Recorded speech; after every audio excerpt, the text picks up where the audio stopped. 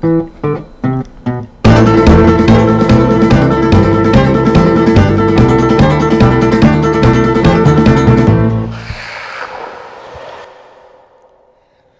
right, welcome to another episode of 35 All Grip. Today's guest, Dexter Manning. Hello. It's nice to be here. Long-time listener, first-time caller. Hell yeah. Thanks for being here, Dexter. No problem. Got a little intro for you to start this thing off. Here goes. Dexter Manning is the first international guest to grace the show. He's represented Canada at the World Roller Games and is a flagship team rider for land yachts. Dex's approach to skating downhill starts with one question. Can I grip this corner? And the answer is yes. He's got a deep video archive going goblin mode on roads most would pass on, which we'll get into in a little bit. So Dex, start things off. You're in North Carolina for about 48 hours. Yep. How have you been making use of your time? Mostly getting kicked out of neighborhoods. It's been pretty badass. It's actually been awesome. That makes me so happy. Yeah, I forgot the extent to which you just skate every road here one time and then leave. And it's truly horrifying because I haven't been here for a while and I don't know any of the new spots. So we've just been going to brand new roads, skating them one time and then running away. So, yeah, it's been sick. Have you been getting any serious heat or just, Norman? Just standard, nothing crazy yet, but we got another like 18 hours here, so we'll see what we get into. That makes me so happy. Yeah, it's been awesome. I really missed it here. It's been way too long. I haven't seen you here in a while, man. Yeah, I was thinking about this earlier today. I think the last time I was here, I came down before Soldiers in 2018. And then my gosh. Drove up with Maddie and skated in Velzyland, like in Virginia on the way. Oh, that's a good move. Yeah. Going up the way. There's like some decent stuff in between like North Carolina and Soldiers, honestly. Yeah, that's what he was saying. And so I just came down, I spent a week at the castle and then we like made a couple day trip, I think, out of it, if I'm remembering correctly, which I might not be. But yeah, that like the fact that 2018 is 5 years ago is insane. So we're here now. We're here now. A lot has changed, but also not much. Kind of doing the same stuff. Still going to Bainbridge. Yeah. Yep. Hell yeah. How was your Bainbridge experience this year? How was everything I hoped for and more? Like I'll just always go to that race, like especially because I haven't got the monkey off my back. Like I've been getting close or like, doing okay at that race for like damn near a decade now. Haven't won one yet. And I think at least until I do that, I'm not missing one. But even probably after that, I won't miss that one. I feel like once you experience Bainbridge, like you just keep coming back. Yeah. Like I tell people that, I'm like, you have to go. Yeah, like I live so far away from there now and I'll go, but this one was crazy because it was weird being there and like everyone try-harding it. Like it was just a different vibe this time, but it made it cool. Like the racing was crazy as a result, but because it mattered for a bunch of qualification stuff, like the racing was way gnarlier than it has been in the past. I agree. That was probably the most competitive Soldiers I've ever been to. It had to be. Well, yeah, I mean, like my second round heat had 3/4 of finals from last year in it. Yeah, so, who was in your second round heat? That was me, Max Capsa, and Chase. Which was and Austin. And like you cannot, like, Austin's fast as shit. Like he is. And chaotic. So like it was sick. And we're like, yeah, this is insane that one of us is out before the hour-and-a-half lunch break. Your second round heat was 3 out of 4 were in finals last year. Yep. Yeah. That was just wild. We just swapped Tim for Austin, which is, yeah. It was good watching though. I was definitely rooting for you. Thanks. You were looking fast. You qualified like top 4, didn't you? I qualified 4th and finished 5th, so about worked out, you know? Yeah. Yeah, and we're honestly, the most important thing is that Matt's okay after that crash in quarterfinals. Oh my gosh. I just talked to him earlier today, and he's like at home, got back to Canada, got a CT scan. He's like, he's chilling. He bruised kidney, I think, is the extent of it. So I think he's just chilling for a couple of weeks, and then he'll be all right. Yeah, that's That was one of the worst things I've ever seen in my life. So I'm glad he's okay. It couldn't have gone worse. Like it got like who wobbled out? Someone. Morgan Smith wobbled out in front of him, and then he hit Morgan's board, and then Nathaniel LaChapelle just followed him into the hay in the chicane at 55 miles an hour, and Matt was like sliding on his back, like feet and head into the hay. I was like, So, I guess the bruised kidney kind of makes sense when you think about that. it looked like it could have been so much worse. I'm glad he's all right. Yeah, me too. Yeah, I'm stoked I just made it out alive, honestly. I think that's why we have to keep going back. That feeling. yeah. Yeah, it's pretty good. I got out and like took like a pretty steamy like free ride run and was like, think I'm gonna sit down and start watching. Yep. But yeah. Cool. Does that put you on Team Canada? So I'm third right now. So they haven't announced what the team sizes are, which is kind of hilarious because everyone has been getting real fixated on top 6, but we don't know what the team sizes are. So Gotcha. I'm in all right shape. If they take 2 people per country, which they could, I guess, then I won't go. But if it's any more than that, I'll be there. Quite the downsize, geez, from 6. Yeah, it would be, and there's no evidence or like nothing to suggest that that's what's going to happen. But it's just been kind of funny how excited everyone's gotten about 6 people. Yeah, man. No one said that. It's exciting stuff. Yeah, it's cool. I don't know. That's definitely been the thing in racing the last couple of years has been like chasing these points for that stuff. It's kind of a new thing, but like I'm not opposed to it. It adds like a cool like dimension to things. I think so, definitely. Like yeah, there's like a bit of a race within the race where you're like worried about how you're placing against other Canadians as well as like trying to do well at the race generally. Like I think it's just more interesting from a like racer's side. It just adds another thing.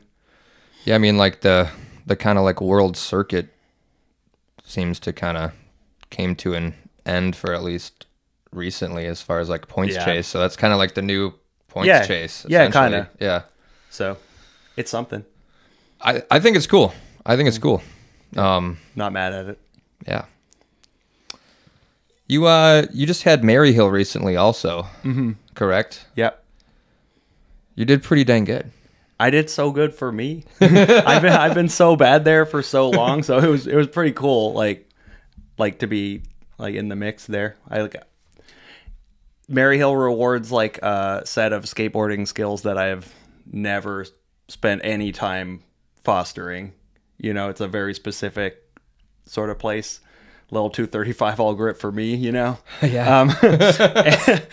And you know, it's never been my thing, but we had 3 qualifying events this year for Team Canada, and I broke my ankle in April, so I didn't get a result at Knox, which was the first one.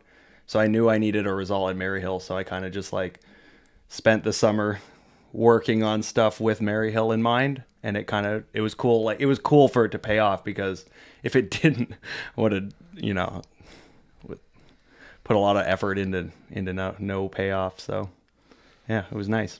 Well, you killed it. It was cool to see you qualified, what, second? Yeah, I qualified second. I like split Max and Tim like in qualifying, so that was pretty cool. I went 5 seconds faster than I think I've ever qualified there, which is... That's an eternity. Yeah. No, I was fired up, man. I was like, yeah. So probably the most excited I've ever been after a qualifying is normally like, you're not like fired up after. You're like, okay, cool. I did however well I did. And that one I was like pretty excited after. So What happened to your ankle? Was it skateboard related, I'm assuming? I hit the fuck out of a car in the BPs. It was pretty tough. I was like just going down a straightaway in West Van, and it's like all the runs we skate around, like we have, more rural stuff that you can actually push it on, but a lot of the stuff we skate on a day-to-day basis are just like developed city neighborhoods, like not NC spec neighborhoods, like just streets that people live on. And I was just going down a straightaway and someone was coming up, and just I didn't think anything of it. It was just a car driving up the road, but they right as I was getting there, they just turned left to go into a driveway on my right. And I think it would have worked out, but they have a gate on their driveway. So they pulled across and just stopped to wait for the gate. And I got into a slide, but there was just no chance of stopping. So I slowed down, which I think really mitigated some of the damage, and kicked my board out, and then kicked both doors. I had the enough presence of mind to not kick the B pillar, I got 1 foot into the middle of each door panel, and just folded in the side of this car, and just destroyed my ankle. So what kind of car are we talking? It was a nice one. Dude. Yeah. Yeah, it was. I don't know. It looked expensive. I don't know. Was that a kind of deal? You just kind of just skate you're sorry, or was there no? It was a whole big thing. Oh my gosh. Yeah. Luckily, the way the way insurance and stuff works in Canada, it wasn't a thing for me. So it's fine. Yeah. It's fine. I think they figured it out. They live in a mansion in the BPs. I didn't feel that bad. Yeah, that's unfortunate though, man. That's scary. Yeah, that's worst case scenario. Yeah, it was. I mean, this is probably not the best way of looking at it, but the way I looked at it was I've spent enough time skating up there. It was just like a numbers game. We skate on the busiest streets. I've seen videos out there all the time. So it would have been nice if it didn't happen, and it would be nice if it didn't happen specifically right then, but it did. So that's kind of your normal stomping ground, BPs. Yep. Yeah. It's they're so over her bullshit. It's pretty awesome. So I love it. Yep. So that was that. So that Knox was, I think I raced there, but it was 7 weeks after I broke my ankle, and I couldn't do anything. So I did bad there, and the Soldiers and Maryhill became very important because I didn't have another throwaway score. Well, you showed up, man. Yep. So yeah, it was cool. I'm glad it's over though. Yeah, you can get hurt here now. So. Yeah, you can get hurt in Nashville now. I got plenty of time to heal up. I love it. Yep.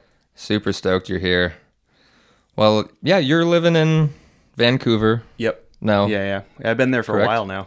Yeah. So I think I lived there for a year in 2014, but I moved for good in 2017. So I've been there. It's been that long. Almost wow. 6 years. Yeah. No kidding. Yeah, I mean, and that's a big part of why I haven't been coming here as much, was because when I was really coming here all the time, it was because we could drive down, or a flight from Ontario was a couple $100 down here, whereas from Vancouver, it's way easier to go to California. So I do that more now, but that's a bad excuse though. That's all right. You're here now, so yeah. You did the right thing. I think, people who haven't been here yet, after Soldiers Rip is the move. I'm surprised. I don't really know if anyone else came here after besides you. Yeah, I don't know. No, yeah, who wasn't here already. Yeah. Yeah, Austin came back. Oh, yeah, Austin came back. Austin's been here. He's been reciting. It's been awesome. Yeah. But yeah, I don't know. And I mean, come before if you don't care about being hurt at Soldiers, but definitely come after. Yeah. What was kind of your Ontario vibes like? I wanted to get into talking about escarpment surfers, and also specifically ways in which you become an escarpment surfer. Yeah. So Ontario is funny because it's the flattest place. Like, like you're from Michigan. It's the same vibes. Just terrible. There is one cliff that just runs north-south through southern Ontario called the Escarpment that has all of the good roads just go from the top of it to the bottom.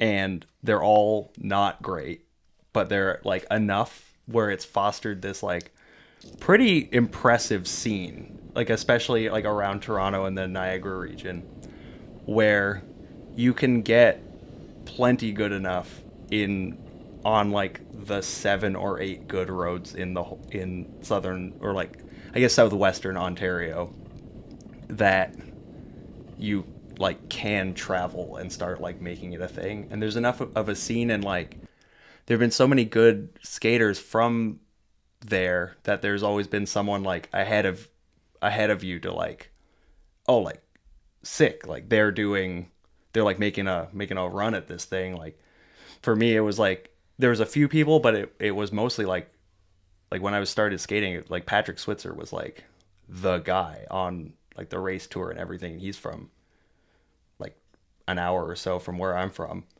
So it was like there's enough where you're like oh, like it's kind of like within reach, but attainable. But you have to leave. Like you can't just stay there. You have to start traveling and actually like skate proper stuff. And the first time you leave is just such a eye-opening, humbling experience.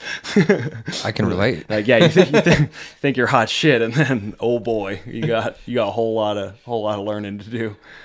Big time. Those escarpment runs look pretty messed up, honestly. Some of them. Honestly, there's a couple of them that are like still in my mind. Like I haven't been in a few years, but when I went back expecting them to be like real mellow, and they're just like, they're not hard to skate. They're just so dangerous that when you like looking back on it, you're like, how did we like make this work? Because I know how bad I was when I was skating them, and they're just cooked like for no reason.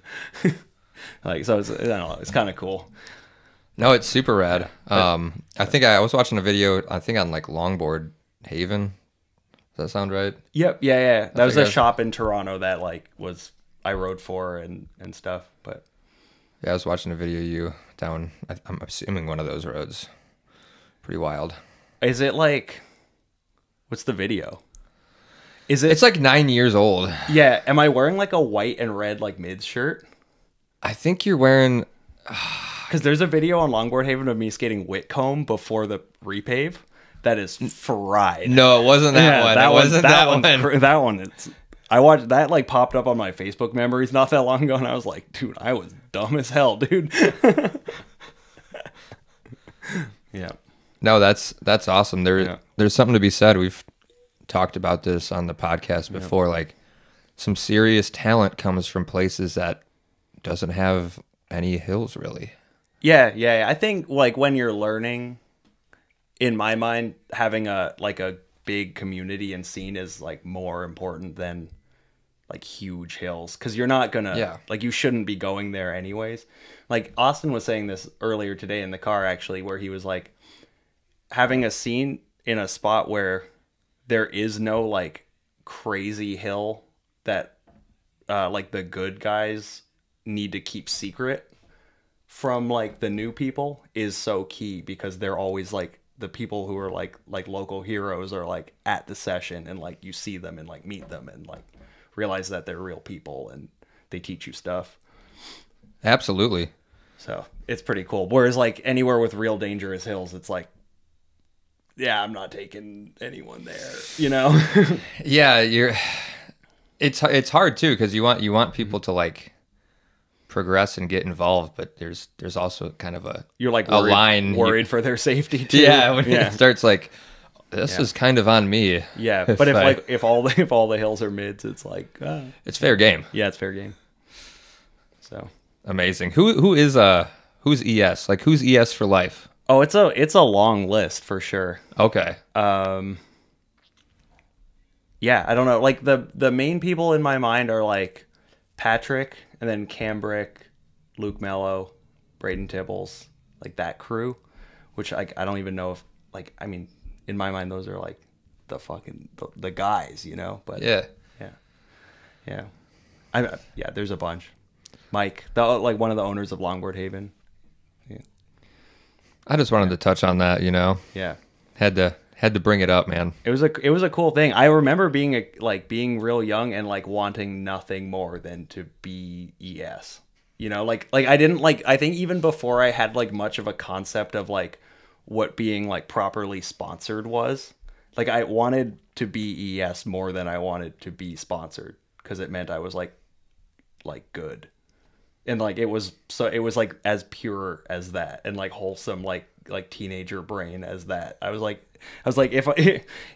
if that happens, that means they think I'm good, and that's all that mattered. That's awesome. Yeah, it was like yeah, you know, like things come like as you get a bit older and like things come in and like you know you're like oh your goals change or whatever. But there was a very pure moment where I was like, no, that's all I care about.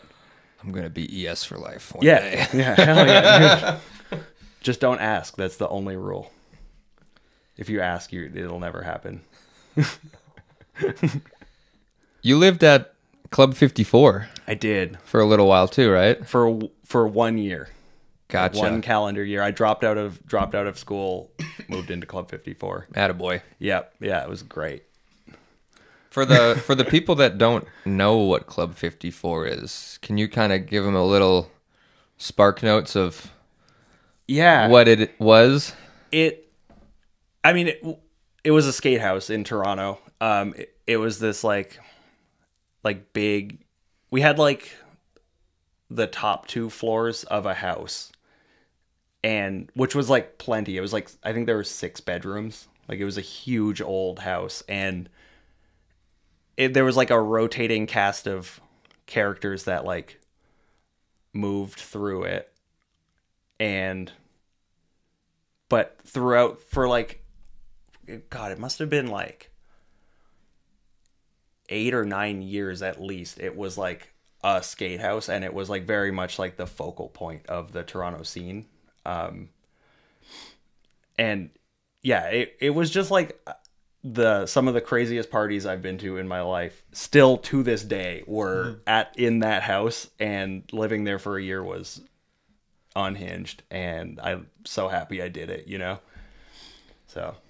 I was lucky enough to come there one time. I came up for Toronto board meeting. That's for sure when I would have met you. I think I slept at like the bottom of a staircase or something. Like super mid. Yeah, classic move. Yeah, on that couch in the kitchen. Like the all-star list of people that have slept on that shitty couch in the nook in the kitchen. So high. It was an awesome time. Mm-hmm. Yeah, it was truly crazy. I think like the highlight party story I have from that house was the way it was laid out was you would walk in at you'd open the front door, and there was a separate entrance for the like ground floor and basement suite of the house. So we had like a door, and that opened just directly into a staircase that went up to the second floor, which is the main floor of like our part of the house. And I don't know how it started, but the trend that developed was that for parties we would get like a whole bunch of like a few hundred balloons and blow them up and just fill the staircase with them, and then make people come around the back to like come in, because we didn't want people like in and out of the front the whole time. But one like particularly, I'm assuming it was a board meeting party, but I could be wrong. Like it could have just been whatever party. The cops showed up like as they would, because there was like 150 people in this house making so much noise.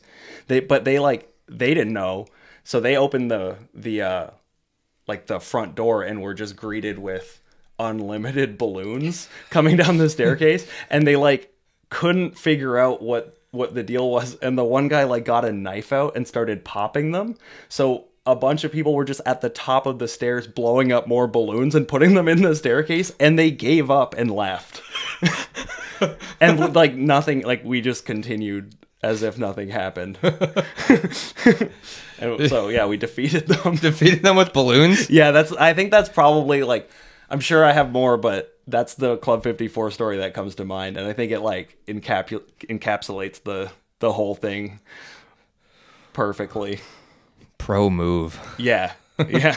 Just preemptively, a lot of balloons. They're going to turn around. Yep. Yeah, they'll turn around. Well, I'm going to segue a little bit here. I got a guest question. Oh, hell actually, yeah. From your buddy Austin, actually. Here goes. Hi, Dex. I miss you so much. One of the many things you're known for is filming NBDs, a focus that downhill is never adopted in the same way as street skating. Can you talk a little bit about that process from inception to completion of filming the line? Additionally, what's a line that you're super proud of that you've never really seen somebody replicate, and what's one that you're currently chasing or haven't been able to get yet? Thanks. Bye. That's nice. That's nice he misses me. I saw him like 30 minutes ago. No, it's a cool question. It's something that I did like think about a lot. Like when I started like having to like have a certain video output for sponsor obligations, I was like, it always bummed me out when you would just see people like kind of going through the motions, like really, really good skaters, but it didn't seem like they were like pushing themselves, you know? And I like never wanted to have, and I still don't like want to have the attitude that people like just want to see, like, I hate when riders are like, oh yeah, I think people will just like want to see me skating because it's me skating. I always like, if I'm going to put something on video, I want it to be like, at the very least, like a line I'm proud of at a spot that hasn't been filmed much.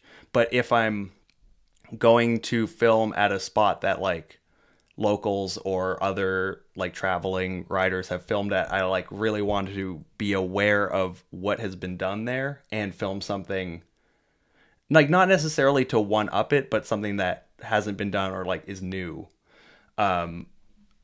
there. So it involves like just being aware of what has been done and like talking, and like it's as simple as like talking to locals when you're visiting somewhere so that you know kind of what the bar is, because like there's always like local dudes who are so good but are just low key and don't film stuff, and I think it's whack when if someone was like come to town and film something kind of like just mediocre on their spot and like get all this attention online, and like, you know, especially if you're like getting paid to skate or like meaningfully sponsored and like you're getting something from it, and there's like local dude like has a way crazier line on that spot, you know, like I've never loved that thing. So I've just like really, really like made a conscious effort to know what's been done at the spot and like make sure if I'm going to film something that it's like good. And I would rather film less and have everything be like solid, you know, not leave a place and have the locals be like, oh, fucking that guy came here and like filmed all ours, like blew them out or whatever, and like it wasn't even like good, you know. You want to at least have them be like, oh well, fuck. No, I respect that a lot. That's always meant a lot to me. Yeah, you've certainly achieved that too with a lot of roads. I got some roads I want to get into in a little bit here. Yeah. The second part of Austin's question, he was talking about something you're working on or trying to achieve. I don't know if there's anything specific right now. There's like the flip side of this is that there's always like ones that got away, you know, like whether it's like like maybe my bar for spot selection was like a little too high, and like like, you know, it's just impossible, like especially around here, impossible to get a car in and like line everything up logistically to film. Like the amount of regret I have that I never filmed a line that I skated exactly the line I wanted to film at Iggy's, and didn't get it on camera. Probably because I like was a little too picky and like missed an opportunity, and then we could never get back in. It was one of these, like, I was there with Max. We had all this stuff, and I was like, no, like let me get this more dialed. And then I think I don't know if I crashed or like just couldn't quite figure something out. And I was like, oh, we'll come back another day. And then we just never got in again. So there's always stuff like that. But I don't know. I feel okay with erring on the side of it that I err on, rather than like filming something I'm bummed on. Dang, Iggy's the one that got away. Really, really, truly is the one that got away. So, oh my gosh. Rest in peace. Well, no, I really do appreciate that you certainly like hit, like I said in your intro, you definitely go and hit roads that most people would pass on. They're like, I'm good. Like, I got a list of some hand-picked selections. Hell yeah. I'll call them. Cool. You have a lot of video parts, by the way. I do, yeah. I mean, I've been trying to film for sponsors for a decade now, so it adds up. It's an impressive list. First one I wanted to talk about was Menace. Yeah, that shit was crazy. I don't know, like, I would love to go back there now, but I was thinking about this on the way over. Like, a lot of the stuff I filmed here is old enough now that, like, thinking about doing it on the gear and the ability level I was at then is horrifying to me. You know, like, I know how scary that road is, and like I mean, it's one of the best roads, but like, it's like I know where I was at with my skating then, and like, kind of proud of myself for how fucking crazy I was going, but like, in hindsight, a lot of cars on that road. A lot of cars on that road. I think even in that run, there's like some pretty haywire, like, not near misses, but just like there's quite a few. If from memory, there was like a lot of cars in critical spots, but like nothing was like close to happening. And like, I was very conscious of like how narrow the lane was and being in it, but that's not a lot of space, especially with a big old 2016 board, you know? Oh yeah. Yeah. Old setup decks. Yeah. Big kicktail. Oh my gosh. That video, like, it's burned into my retinas. Like, I've like seen it. Is it like the Menace one? Yeah. Yeah. Is that on like a viral page or something? I think that was a weird thing. I think Lanyards set that up because I filmed it with Max and they bought the footage, but I think they didn't put it out through their channels. I think they like gave it to People Are Awesome, because it was in that weird, like, the internet was weird for those years, you know? So it was like a Facebook page being like a great viral outlet for a video, like, was viable. Yeah. And I think they were like, they were trying that out. And I think they tried that out with that video, which, like, I don't know. I'll have to dig it up, put it in the show notes here. Yeah. I'm pretty sure that's what it was. I think. And yeah, you know, I think I initially felt a little strange about it, but then I was like, well, I don't know. My job's done as soon as like the run's over. Like, it's up to them to decide what to do with it. And they were just trying stuff out. I don't think they ever did that again. It's cool though. I mean, shit. It got a ton of views, but you got another Big Swiss. This is another one that I feel like is that on the internet? Is that like on another viral type situation? That never came out. It never came out. Yeah, so well, there's just like a clip of you passing a truck or something. That's not on the internet. How do did I just see it in the viewfinder or something? You might have just seen it on the camera or something. That never came out. We filmed that about, I want to say like 3 or 4 months before Eat Shit came out. And like a couple of those early trips I came on down here with Dubler were kind of weird because Lanyard, like, the way they worked was like he would come and film and he would own all the footage, and then it would be up to like Lanyards to buy it off of him, kind of piece by piece. And I mean, and I wanted to skate Big Swiss. Like, we can get into that whole that whole saga was kind of crazy. But I really wanted to film it, but we kind of knew that like wasn't Lanyard's footage, but we figured Venom would be down. And I think there was some talk. I could be completely wrong here. I think maybe Max mentioned to me kind of off the cuff that it might sneak into Eat Shit. And the kind of the vibe was, I think Eat Shit was like functionally wrapped up and edited and done, and there was kind of nowhere even in like a montage or whatever to put it in.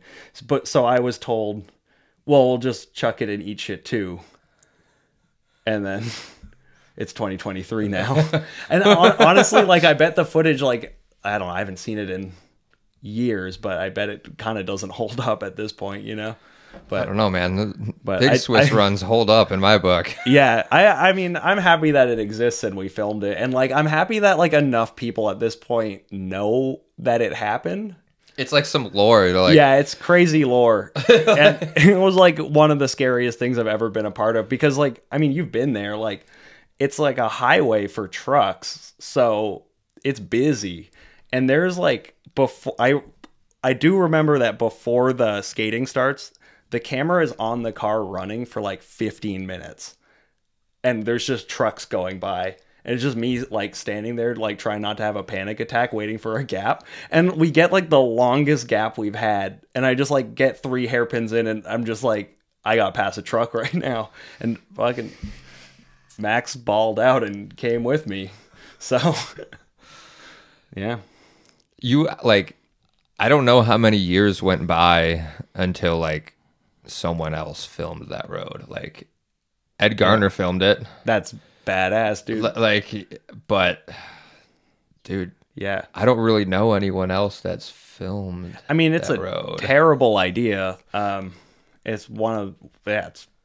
I mean, it's funny because it actually is easy to skate. It's just horrifying because it's so wide, and like the lane, even the single downhill lane is like 2 or 3 normal lanes wide. So it's like not hard to skate. You're just so scared being there. Like once you're on your board and moving, it's really not that bad, but you're just aware that what you're doing like is and should be super illegal. Yeah, that's why I bring this up. I'm like bringing up all runs that like I don't want any part of. Yeah, but, yeah. Like, that was a funny one because like Matt and I, it's like we were down here and I think we drove up it with Deitch and we kept like Matt Noseworthy and I were here for like a couple of weeks and we kept being like, Matt, like can we go back and do it? And he was like, he kept being like, yeah. And then we like got to the end of the trip. We were just like doing other stuff, you know. Got to the end of the trip and finally I think like the last day of the trip, like he had to work or like couldn't come with us. So Matt and I were like, well shit, like we want to go skate it real bad. So we just went by ourselves and just like dropped in on it and we're like, this is so dumb. But you kind of you obviously have to give it like a year to cool off after you do that, you know. So I never skated it. I think I skated it one more time before I filmed it, but I never did. Like you never do a second run on the day. So like dropping in to film it, I was like, I don't even really remember how this goes. I just know it's a highway and there are slides. And that's such a cursed combo of facts about a road, you know? Yeah, it's very general. Yeah, it should be. Well, I mean, skating a road with slides is fine and skating a highway is usually fine. But both of like the Venn diagram of those two things are small. The overlap is small. Wild, dude. Yeah, that was a crazy one. Yeah, I've driven up. I have never dropped in on it. Yeah. I'm like, maybe at like sunrise or something. Maybe if there's a moment when there's not a bunch of cars. We like could have done it better. I feel like It's like it was definitely like the middle of the day. And I don't know why we did. I don't know why we did it like that. Well, done did it. You got what else we got on the agenda? Oh, Casper. Got your Casper run. Yeah. Also a legendary run. Rick was talking about it in his episode. It's a road you talk about corners that you grip that you should slide. There's one right there. Yeah, that righty. I don't know how many. Like, I don't know if I would do that again. You know, I don't know if I did it before I filmed it. Also, like, it was one of those, like, I think we need to put the camera on because I'm feeling good about this, and like, yeah, I don't know. It was so close to not working. Like, That was big board decks too, right? yeah, absolutely. Yeah. I think that was in Getting the Van, so that came out in 2016. Jeez. So it was filmed at the very latest summer 2016.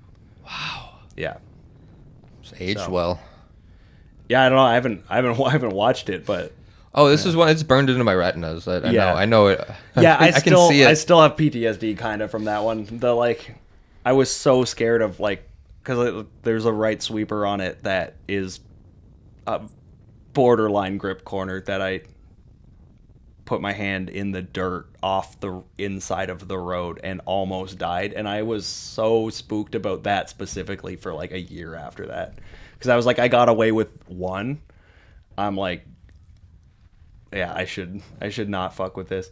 The fucked up thing is we didn't know really where it was gonna go when Max and I filmed that. It ended up going to Lanyards as for my part in Getting the Van, but we weren't sure, so we filmed a bunch after we did the Raw Run. We filmed a bunch of corner to corner shots on the road, and I got served up right after that on the crack in the huge right drift after that corner.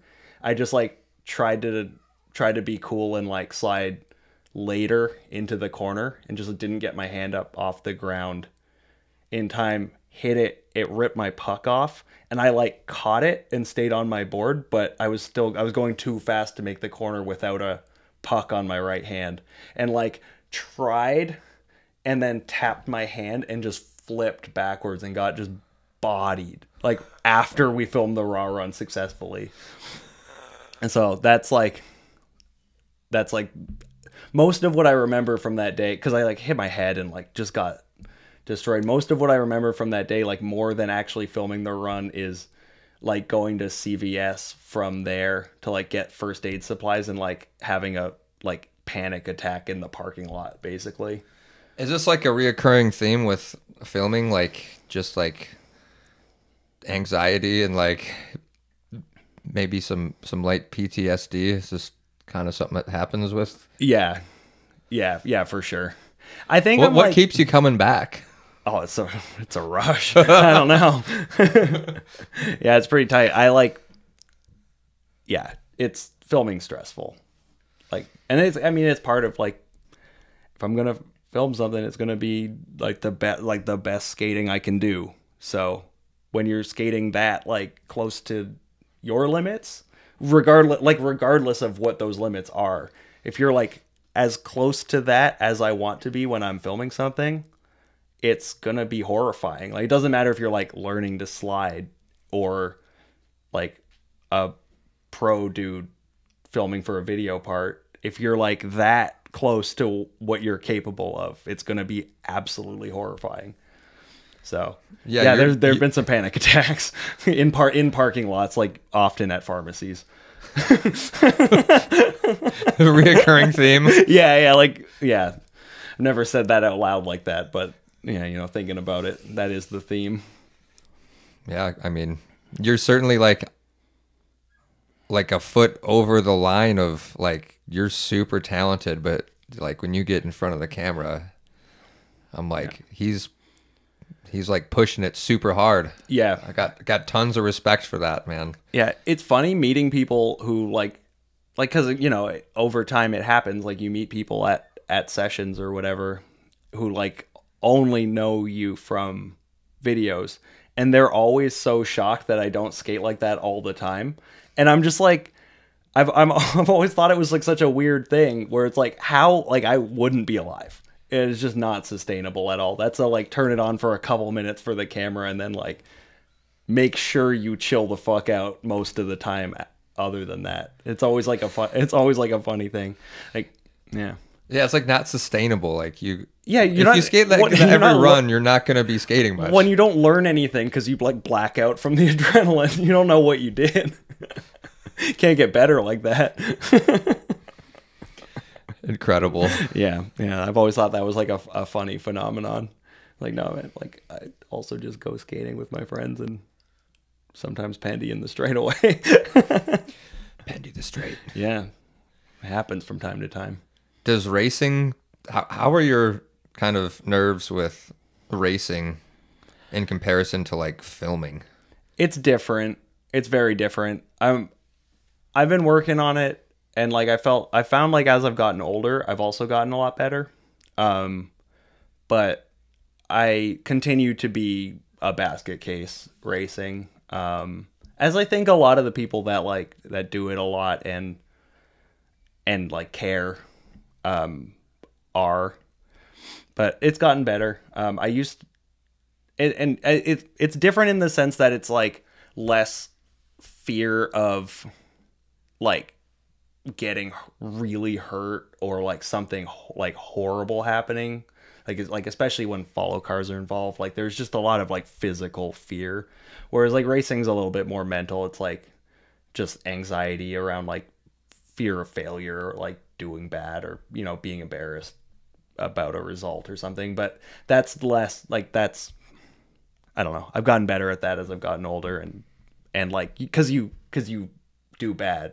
Everyone fucks up at some point and you realize that it's not the end of the world and move on. So it's better, but it's still, you know, still anxiety inducing.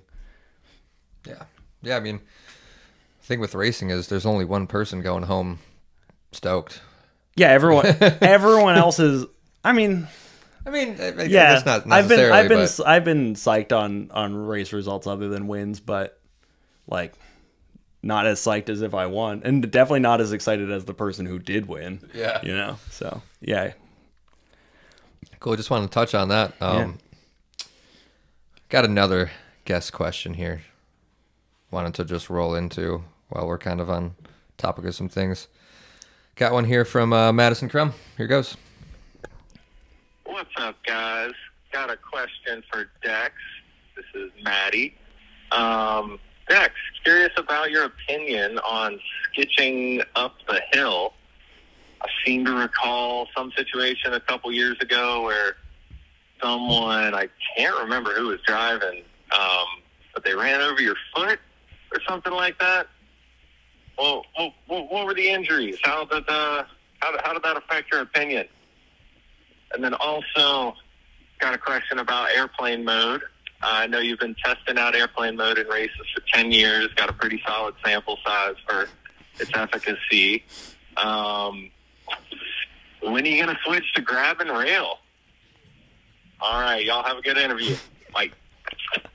Kind of just got grilled a little bit there. Yeah, that's crazy. We'll keep this one short, but I'll start grabbing rail when my arms grow about 8 inches. I'm the stubbiest boy on the planet, and frankly, I can't reach. So I like your airplane mode. Yeah, that's where it comes from. I mean, I do them a lot, so I figured it out, I think. But yeah, that was purely just a physical limitation. If I grab rail, I high side in toe sides because I can't get far enough away from the board. So unless it's wet, it doesn't work. Fair. And then that I don't remember honestly much from that day. I don't know what spot we were at. But yeah, we were down here. I'd guess in Boone if Maddie was there. I don't remember Maddie being there specifically. But yeah, there was I don't know what year it was, but I was sketching at a spot because it was like one of these neighborhoods where there's no gate at the bottom and also no development on it. It's just like perfect situation, like maybe a house or two, but like not like real quiet out in the sticks, like stack of hairpins. So we were like shuttling like 15 people in a rental sedan situation. So there's like a couple people skitching. I was holding onto like the C pillar or B pillar of the car, like on the side, and the car. So I was on the left side of the car, and the road bent kind of left, and the car just got too, like, I ran out of road basically. So the back left wheel drove over the front of my board. It went over my foot, and I like let go, turned, and just cranked the back of my head off the ground. I don't know if it was on the road or off the side of the road, but just knocked clean unconscious for like 30 seconds or so. And I woke up like I was wearing a mid-slid, so like shouts out. I would have been dead like for sure without like a good helmet on. It's probably still like to this day the hardest I've ever hit my head. So yeah, don't do that anymore. Maddie, bringing that up. Oh my gosh. Yeah, I didn't know that happened. That's a crazy one. I feel like I bring it up from time to time at sessions as like when people are sketching, like at least telling them to not do it that way. But you're holding onto the side of the car, you're asking for it, I feel like. Yeah, but like generally just like there's always a better solution, you know? But yeah, the actual injuries weren't that bad. Like I think the helmet worked. Like I remember skating a couple days later. I broke either like my middle toe or like ring toe. Like my foot, I had a broken toe, but it wasn't like the end of the world. There's a real funny photo like way back that I think Dubler took of like my foot with like one just purple toe and like the liter Smirnoff Ice, like as if we're like icing it. But the cooked thing was when I skated, I like went out skating like a couple days later, and I hadn't like touched my board. I was like the board and trucks weren't broken, you know. I put it down and I like got a couple corners down this run and realized that the cores in both my front wheels, they were like those biggie hogs. The biggies with the spoked core. All the spokes were fucking fried. So I guess all the force went, like the trucks were fine, the board was fine, but all the force just went into the cores of the wheels and just broke them. But I never checked. I just, a couple days later, dropped it on a run and got like 2 quarters down and was just like crashed again because I'm an idiot. Dude, I put those wheels on my board. Yeah. And I skated them at Castle Corner because I remember having biggie hogs at the castle, like, why is no one riding these? These are like pretty good condition. And it was like, like that same set? Yeah, dude. No way. Yeah. That's fried. It had to be because I'm like, I put a set of broken core biggie hogs on my board before. Yeah. That's unreal. So like, I'm going to throw these away now. Yeah, I mean, that answers the question. That road, I guess, is in Boone because I was staying at the castle. I have very few specific memories of that because I smoked my head that so hard, but jeez, watch out if you're skitching, folks. Yeah. It's PSA. It's basically never worth it. There's always a better solution in my mind. Oh boy. Yeah. Well, I'm gonna dive into another segment I like to do with everyone. It's a little bit of road trivia. All right. So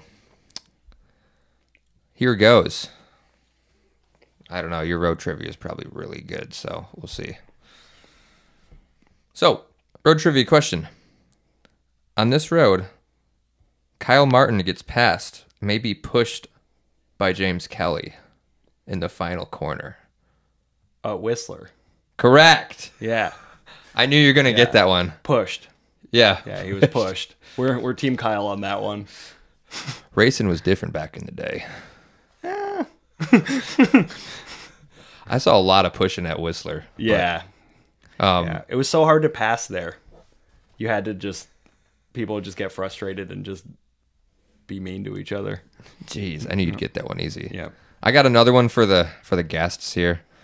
Might be throwing them a bone, but maybe not. You're totally gonna know this one. But if you know the answer, just comment on the Instagram or YouTube. Here goes. A helicopter crashed at an event that this road was raced on. So you Thanks for playing. Yeah. That's for the... Oh, that's for them. Okay. Yeah, that's for them. All right. I'm like, I know you know this one. All right. Moving on with things. I've been seeing you, you like to blast over wooden bridges. What's up with the bridges, man? I don't know, but we got some sick ones today. I'll tell you what. Wait, you went over bridges today? Yeah. What? Yeah. There's a pretty wild one at Vegas, and then at Boots. You went out there today? Yeah. Oh my gosh. Yeah, we got 2 roads with wooden bridges today. I'm fired up. Dude loves his bridges. I'm gonna get so many splinters one day. Fell on the spot you're not supposed to. Yep. Yeah. I don't know. They just sound crazy when you skate over them. I think it's genuinely that simple. They just sound so crazy. They sound nuts. I love it. Yep. You still got a beer sponsor? No. Oh, No. Got torched up. that shit was tight. Yeah. Yeah, it was. It was really, yeah. That went on, I rode for Mill Street for 9 years, I think. I think from 2012 until 21. What happened? That company went through some pretty crazy changes. They got bought by Labatt's, which is part of Anheuser-Busch. So it got crazy corporate, and I became like a line on a spreadsheet that was expensive and got sliced. But shout out to them. Like, seriously, they did so much for me for so long, and they were my first sponsor that like properly paid me for skating, and it made it possible to like go do a lot of stuff early on with Lanyards that like I was like new flow kid level there. So it made it possible for me to kind of like wait, like be patient and like let that ride out and, you know, grow that relationship without like needing a ton of money, because I had another sponsor paying me like really early on. So yeah, it's so grateful for everything from them, obviously. And like, you know, things end. It's all good. But yeah, having a beer sponsor is crazy. A couple of those East Coast races, we rolled up with so much beer back in the day. Like definitely a couple spicy border crossings where they're like, where did you get all this? So you're telling me you were... Wait, they got bought by Busch? Dude, you could have been sponsored by Busch Light. Imagine if you had a camo can suit. Yeah, Busch Light camo can suit, dude. Yeah, I just am Kevin Harvick. Yeah. That would have been incredible. Yeah. I'm just going to pepper you with another guest question here while we're on the topic of Nice. of beers. I'm just unloading on you right now. That's all good. This one's from Matt Noseworthy. Here goes. Hey, it's Matt. Why don't you talk about that time you claimed the fastest, drunkest skater on the East Coast? Thoughts? I mean, I don't think I ever claimed shit. I think what he's talking about was one of the most uncomfortable experiences of my life, where in 2014 I won Munsville, and it was the first time, and I think still only time, my parents ever saw me skateboard. And Mike Gerard came up to me after I won, because I got just obliterated the night before racing. I was just wildly hungover. And Mike Gerard came over. He's like, you did the like fastest, drunkest skater on the East Coast thing. And like my parents were standing right there.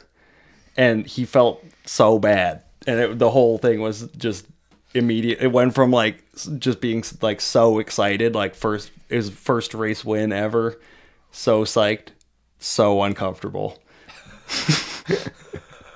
It's pretty sick. It's funny. It's like very funny now.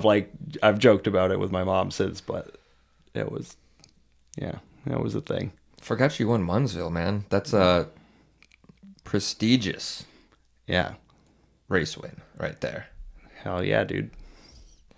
That's awesome. Podium at the Legion and everything, dude. So like, does drinking at races, does that help or hinder performance? What's the word on that? I mean it's fine. The way I think everyone, like, when you're just like young and excited, you get carried away.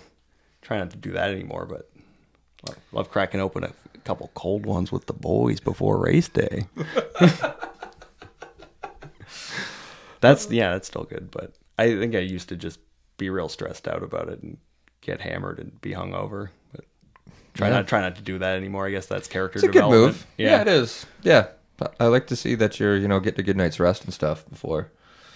Maybe getting a good night's rest. I don't know. Yeah. Still stressing. I don't know. Wanted to touch on, like, what's your relationship with the void these days when you're out on the open roads? What's that look like? It's still about the same. It's just... Relationships going well? Yeah, it's going well. Yeah. Excellent. Yeah. Yeah. Let's see here. Do you do any, like, I guess, specific training for race season outside of just skating? Is there anything you do to kind of prepare at all, or? Yeah, that's like something that's become more of a part of racing on a high level. I feel like in the last, I mean, people have been doing it for ages, but I think, like, for me, has become necessary to be competitive. Like, I feel like at a certain point you have to be a certain weight to be competitive, and, like, everyone can push so goddamn hard now, like, be able to, like, do that. I don't think it's, like, it's not the most important thing, and, like, nothing will ever replace being good at skateboarding. But I think, like, being strong and like maintaining a certain body weight, I think also is pretty critical for racing now. I think my body naturally wants to just be 160 pounds and skinny, and I know, like, there are people that make it work, but I'm not fast at that weight, so I need to be heavier than that without, so yeah, that's become a thing recently. I feel like that was, like, a real taboo thing when I like started all of this. Like, you knew, like, there was, like, some people did it, but, like, you'd make fun of them, and now it's, like, more normal, or I'm lamer. I don't know. No, I think it's, like, the natural progression. Like, I feel like the level's at higher now than it ever has been, and I think it's part of it's because a lot of people are, like, actually taking care of themselves. Yeah. I think for me, it kind of started from having a ton of injuries and, like, having to do PT. Like, that got me into the gym, and I realized from that it really helped. Like, both from a, like, not getting hurt as much point of view, but also from a, like, I noticed my skating getting stronger as a result. So I kind of just continued that once I was healthy. And it kind of, like, snowballed from there a little bit. Good. So you hitting the weights? Yeah. You up in the gym? Hell yeah. Yeah. I got to get on that, man. Yeah. Even, like, I don't know. It's It's got to be good for you, you know? There's no way it's not, like, especially, like, slamming too. Yeah. You know? Yeah. Got to get back up, so yeah, I got to get on that. Got to keep those shoulders in. Oh, my shoulders are, I mean, if I go down, I will sacrifice the back of my head to save my shoulder. It's not good. That's crazy. Yeah. Got to work on that a little bit. Yeah. Had a couple quotes I have in my head. Some Dexter quotes. Oh, no. I might just be paraphrasing. Right. So I don't really, like, know, like, what one I remembered, like, it was like something like, I don't slide to slow down, I slide to change direction or something like that. Is that? I feel like I felt like that a lot, but that was so of an era when your boards didn't turn. There's at certain spots, like especially here, I remember feeling like that, where there were like corners here where I was like, it's not that I'm not gripping enough. It's like literally the board won't turn tight enough around like some of those like crazy neighborhood hairpins. I was like, you just kind of need to like get it rotated sliding. And I really coming down here on modern gear has been enlightening, because This is your first time back on modern stuff? Yeah. Oh my gosh. Well, like yeah. I said, 5 years ago. So last time I was here was like Gambler 160 Kodiak, like Sim Kodiaks era. So yeah, like I do remember like, I don't like specifically remember the context I was like saying that in, but I do remember feeling like that, especially in North Carolina, because there are corners here that are so tight that it's like, it's not even like how fast you're going. It's just that like you can't turn enough. Makes sense. Yeah. Makes sense. Yeah, I was just like thinking about that. I was like, wow. Pretty sure you said that. I think I'm remembering that. But yeah, new gear, especially here. Oh my gosh. Oh my God. It's crazy. Whole new game. Yep. I feel like the like little boards, like they just fit kind of better on these roads. Like this was just like a lot of the spots here are like real claustrophobic feeling, like they're just so narrow and stuff, and like I feel like you take up less of the road even like when you're sliding. Yeah, and you kind of slide less too. So yeah, braking zones are a little shorter too, so it's like it's not as chaotic. Kind of just like fit into a little spot. Yeah. I agree. Yeah, it's been cool. Let's see. Oh yeah, Garrett wanted me to ask this. What is one item you need when you go out skating that's like not your setup, like not your gear? Oof. That's like an essential. That's a good question. I don't know, like here specifically, a rental car that you don't care about. Good pick. Yeah, so that you're not like destroying your friend's car. I think someone already didn't care about the rental car you got right now. Yeah. I think it was Rick. He said it might be him too. Maybe I've seen that thing before. I don't know. It looks kind of familiar. Yeah, I might have filmed some stuff. Jeez. You got I hear you got a French bulldog at home? Yeah, I do. Yeah, what's his name? His name's Milo. Milo? He's a good boy. Yeah, how old's Milo? He just turned 1. Oh my gosh. Yeah, he's so excited. Yeah. Is he like Pepper? Yeah, kind of. Kind of same deal. Yeah, they're good. Yeah. You snort at night? Yeah. Yeah. Sounds like a diesel truck. You got to start sending me Frenchie pics, dude. Yeah, I'll get on that. I'll show you some after. Oh, good. I got it. Yeah, you know how it goes. As soon as you get a dog, that's all that's in your camera roll. It's like every 5 minutes, I'm like to Mallory, like, look at him. Yeah. Look at what he's doing right now. He's not doing anything. Exactly the same shit he was doing 15 minutes before. Yeah. Yeah, we'll get a nice thread going. Hell yeah. Yeah. Yeah. I think Austin was showing me pictures, and I was like, what the fuck? Yeah. I could have been sending him pics for like the last 2 years, dude. Damn. What's kind of like your future plans looking like with downhill or just life in general? I'm what are not you sure. Getting into? I'm not sure. I'm kind of keep doing what I've been doing. Like, I think everything recently has been real centered on the like world skate stuff, and that's kind of like controlled our schedule. And like, I mean, like where a lot of like my effort has been going as well, just because it's something that I care about continuing to be a part of.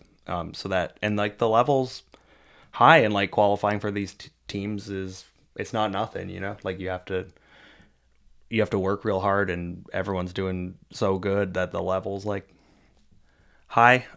What is good is like our qualification season is over, and the event isn't until about a year from now, which is kind of a strange one.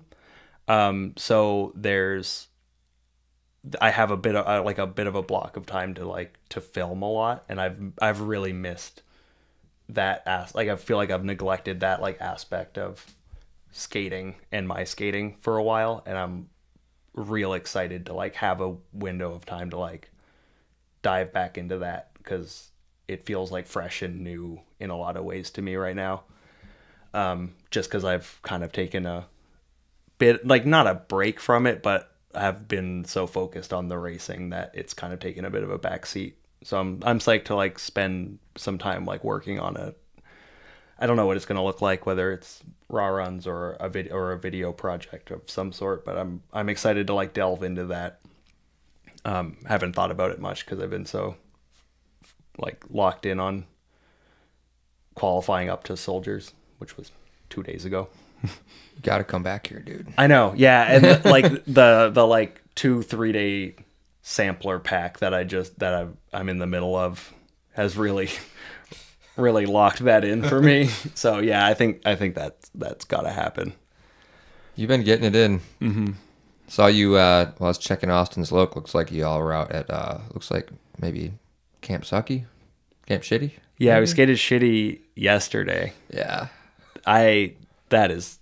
that's some good shit right there. Because you skated at Old Pave, I yeah, hear? And you never skated the new pave? No. Oh my god. Yeah, only the Old Pave. Yeah, I don't know what year, 15, 16, somewhere in there on the Old Pave, and it was like purely as a stunt. Like it was only so that like we could sit here and have that conversation, you know, because like no one had skated, like, you know, obviously people had skated it, but like it was a small list, and like I don't know, someone was like, you know, poking me about it. Like I think Deitch or someone was like, "Oh, fucking, it's Shitty's the good one," or whatever. Like I don't know, I'm putting that on him. It easily could have not been him. But so I kind of just like went and did it just to do it, and it was awful, like truly terrible experience. But yeah, it's the best. It's pretty incredible now. Yeah, it reminds me a lot of Sucky. Like they're very similar in a lot of ways. So it reminds me of skating Sucky back when Sucky pavement was great. So I appreciated that, because I think Sucky's fried now from what I've heard. We didn't even drive up it. Oh, you didn't skate it? No, I didn't take a lap. We only skated Shitty. It's got like cat tracks in a lot of the slides, but like, I mean, I skated it over the summer. It's totally, yeah, like you would hit it and be like, oh, this is fine. Yeah, we talked about it, and there was like a bit of an aspect of like, I don't like, my memory of it is so perfect that I was like, I don't know if I want to sully it. Oh, yeah. You know, like, understandable. Yeah, there was a period of time where if you asked me what my favorite road in the world was, it was Camp Sucky. So it like I don't know if I want to like tarnish that. Okay. Yeah, but I mean maybe respect that. Maybe I blew it and it's totally fine. You guys have been known to make a big deal of pavement imperfections. People do make a big deal, like, but it could also be fried. I have not seen it. I feel like I make a big deal sometimes, but like we hit it and I was like, oh my god, this is fine. Like you hit cat tracks when you're already sideways. It's kind of like helps you slow down. Oh, nice. It's like the ABS kicking in. Yeah, exactly. Hell yeah, dude. So, well, maybe next time. Yeah. Or there's always tomorrow, but I don't know. Yeah, we got plans for tomorrow, but we also have to drive to Charlotte, so. Oh. Yeah. Got a lot on your plate, man. Yeah. I also really want to skate Shabalba, so. Oh, that's pretty close to close to the compound. Yeah, that's why we saved it for we'll get hurt there and then go straight to the airport. Hey, dude, knock on wood. I'm almost tempted to just skip work tomorrow, but I already skipped work on Friday to go to Soldiers. Yeah, skip work tomorrow. Should I just do it again? Yeah. All right. Yeah. I'm not going to work tomorrow. Nice. Yeah. Meet at 9 at the ranch. Oh God. All right, you're locked in. It's on camera, dude. It's on camera. Oh my God, I'm gonna have to take this part out. Fuck. No, Yeah. I'm just kidding. If it doesn't happen, it'll all be in the comments. No, I really wanted to skate with you while you're here. It's just came right off this soldier's rip. And Yeah, that is tough. I'm still recovering. But yeah, what else did I want to get into with you here? Guess kind of wanted to talk about your pro model board with lanyards. Mm-hmm. Is it the small blind? Yep, that's the current one. Yeah, it's cool. I feel like I had the Gambler come out right when big boards stopped being a thing for racing. That board came out and I raced like half of one season on it, and it became very clear that things were like changing very quickly. So we started working on little board stuff, and then small blind came out in 2020, which is crazy that that's 3 years ago now. The idea was that it was going to come out along with Smokies and Cheetahs. That we had prototyped all that stuff through 2019, and the idea was that we would use 2019 as like a bit of a development season, and then have really, really competitive gear for 2020. And then that race season never happened. So that was a bit of a bummer, but that board came out and I think it did great. So I've got a new one coming out in March, or with the spring release this year. That's like an updated version of it. We actually did a mold for it this time. The last ones were a little bit thrown together from like existing stuff that we had. So this one is like a more of a purpose-built thing that works a little bit better for what we're doing now. So pretty excited for that. I've been pretty intrigued by it. I might have to hop on one. I really want to get one of your boards and one of Cambrick's boards. And I have like the airplane mode aficionado, Ontario squad boards. Yep. Then you'll have to stop grabbing rail. I know. It'll do it for you. Just have to. Yep. No choice. That's awesome. Is it it's going to be called the small blind again? I'm not sure. I don't know if that's like. I'm actually I like the name. Not super like looped in on what's going on with it, but I know it's coming out in the spring, and it's going to be cool. They're going to be it's going to be a full wrap board, and they're going to be wrapped in Vancouver is the idea. So it's going to be one of the first things that we've like made, not at the Kimberley factory for a while. It's like actually made at the main Lanyards factory in Vancouver. So I'm real psyched on that. We haven't had boards come out of there in a while. What's your involvement with, like, do you work with Lanyards as well? Mm-hmm. Or work for them? Yep. Yeah. So I work I work 9 to 5. I do some, mostly recently it's been like e-commerce website stuff for product. So like making sure everything's like available for sale and people can buy it and doing that stuff. So it's been cool. That's awesome. Been learning a lot. I had like, they're cool. Working there is cool because you get opportunities to do stuff like that. Like I don't have a like web development background or any of that stuff, but it's like they'll find like a use for you and make it happen. And like, I don't know, it's like a real world skill that I'm glad I'm like developing, you know? So that's a lot of what I've been doing. That's a lot of what I've been doing recently. That's super rad. I was wondering that. No, that's super cool. You're involved with that, and you know, got a job too. Yeah, like I don't know.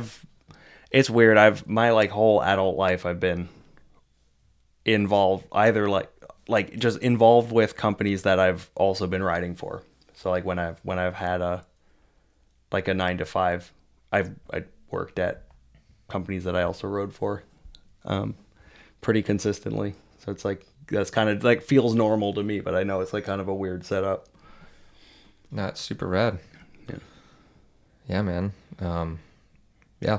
Be on the lookout for Dex's board. I'll put a little link in the show notes. You want to check it out. Yeah, man. I'm going to get into a few other questions. I like to kind of ask people towards the end, kind of the same things. See what your thoughts are. Are you a round lip guy or a square lip guy? I think I know this. Square lip guy. Even like to the extent that I prefer, like, when I go out and like just be bad at free riding and don't let anyone point a camera at me and like pretend I like know how to do stuff. Like, if I'm gonna go do stand-up slides, I am better at them on a really slidey square lip, because so much of my like muscle memory and everything about how wheels let go, like, I need a lip to like flex to know what's happening under my feet. Like, put me on round lips, I have no idea what's happening. Like, that's the extent to which I'm a square lip guy, you know? Love it. Yeah. What's your favorite kind of pavement? There are two that, I don't know, this might be controversial. I think my favorite one is like old Malibu pavement, but North Carolina Sparkle Pave is like right there. Two good picks. Yeah, like those two are like, they're different but both incredible. I think it's Cali Classic by a hair. Yeah, that Cali Classic. It's slidey. Yeah, it is. But it's nice. It's perfect though. Yeah, like old, like in my mind, the best pavement in the world was old Decker pave before it got resurfaced. I've only skated old Decker pave. Yeah. It's fine again. Like, it's really good slurry seal, but it's not the same. It's a shame, man. Yeah. What's who's got the best style in your opinion, men and women?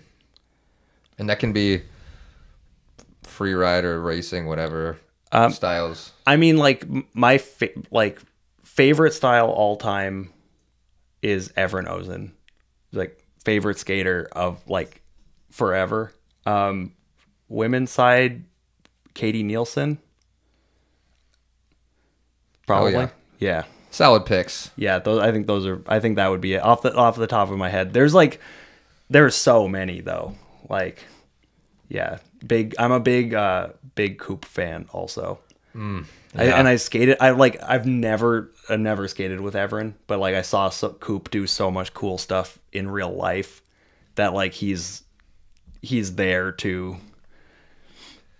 I like those picks. Yeah. Who's the GOAT in your opinion, men and women? I mean, women's it's M. Yeah. It has to be. Like, she's like one of the most impressive just people I've been around in skateboarding in my mind. Like, solid pick. Like, you can't say anything about what she did and hopefully continues to do in skating. On the men's side, I'm probably biased. I think in my head it's Patrick. But that's probably colored significantly by like how much he helped me out when I was like started traveling and learning and like getting and like improving at skating, and how much he improved, like, just like out of, I don't really know why, but he like helped me so much with my skating. So I think I'm like, that colors it a lot, but it's also Patrick, like, freaking legend. Yeah, he's a legend too, you know. So I think it's him, but solid pick. Yeah. If you had to pick an all-star lineup of people to go out skating with, who are you taking? Where are you going? I mean, it's a Malibu session for sure. I Okay. All right. Like for sure. Probably like tuna heavy Malibu session. Had a feeling. Yeah. We need Coop. Like honestly, in my mind, it might just be the that era. There were some crazy days. Like Aiden Lins is one of my favorite people to skate with. So like he's in the car. We need Matt. I don't know. Yeah, that might be it. That's a crazy group of 4 people. I don't know if that car has ever happened, but I think those are the boys. And we need Cam. Yeah, there you go. That's 5. That's great. Yeah. That session's going to go off. Yeah, go crazy. And also, here's another one. What's the best road?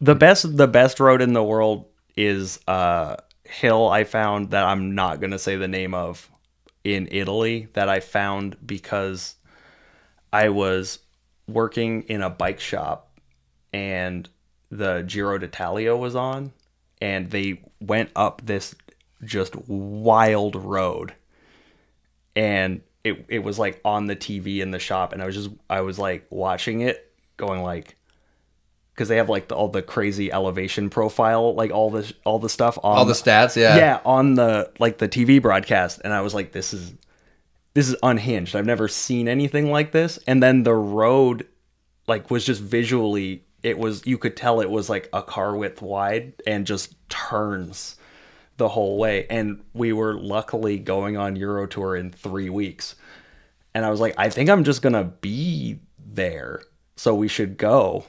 And it is, yeah, to this day, like we went in 2018 and we went back in 2019. It's the most unhinged piece of pavement I've ever seen in the world. It's got tunnels. It's got these like, it's like a real old road. Like, you know, when you can tell a road was like dirt and then they paved it. It has that kind of energy. Yeah. So it's like really like wedged onto this really steep mountainside. So it has all these like cobblestone retaining walls that are taller than you when you're tucking. So you're just like beside this wall for most of it. And there are sections where the mountain's so steep that they had to build it up on the inside as well. So you're just between walls on both sides.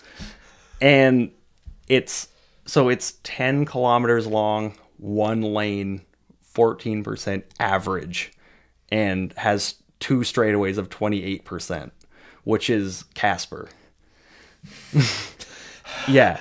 It's the best road in the whole world, but I'm not saying the name of it on a podcast. No, I'll tell you after. Come on.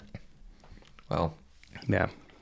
Hopefully Austin didn't say it on his episode. I don't know if he's been there or not. But no, he hasn't been there. I talked to him about it yesterday. Okay. He hasn't been there. He's mad because we were talking about it, and he was like half an hour from there and didn't go.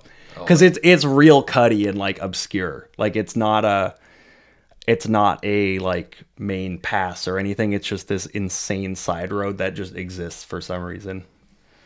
We like pranked a bunch of people into going on Euro Tour 2019 who drove out of the way to go there and didn't skate it.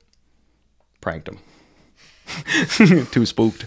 Oh my gosh, too spooked.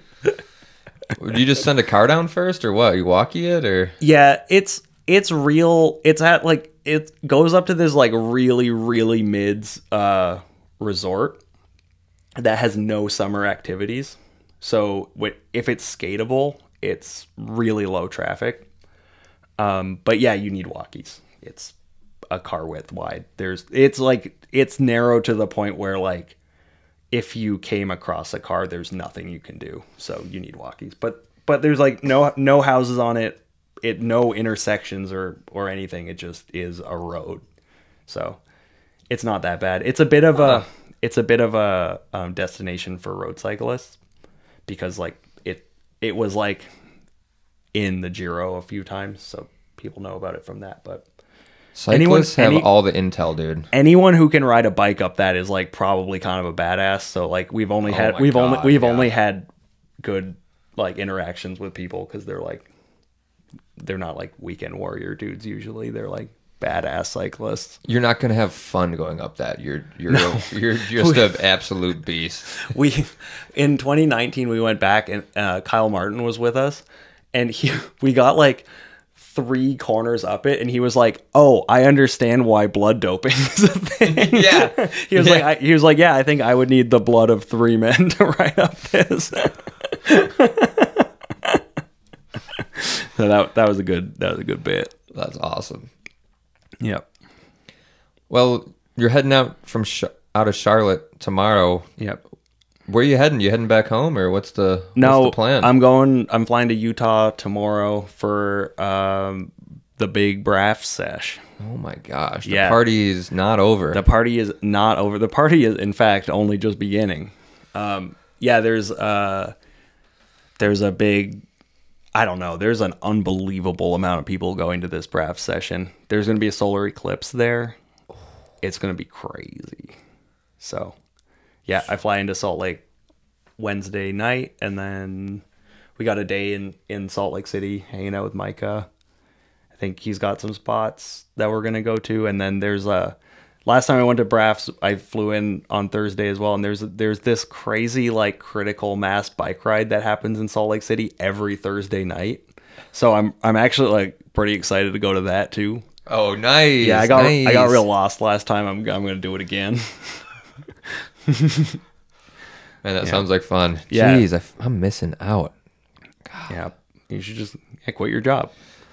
I'm about to. Yeah, hell yeah. All right, we'll talk when this is over. I'll talk off camera. Well, Dex, I think we're about there. I wanted to see if you might have any thank yous or shout outs or kind of any last comments or words. Yeah, no, main thing, just shout out to everyone here in Asheville holding it down. It's nice coming back here and seeing like the scene thriving. It makes me real happy. So shout out to that. Shout out to Asheville. Shout out to us. Yeah. Yeah, shout out to you guys. Shout out to you. Well, thanks again, Dex, for coming on today and taking time out of your skate schedule to sit down and talk about longboards, man. Of course. Yeah. Thanks for having me. Hey, dude. Had to have you on. It was a short window, but I didn't know when we might have this opportunity again. Yeah. So glad we made it happen. Yeah, man. Well, for those listening, thanks for tuning in. Over and out. See ya. Hell yeah. Let's go. Was it good? That was good. Nice.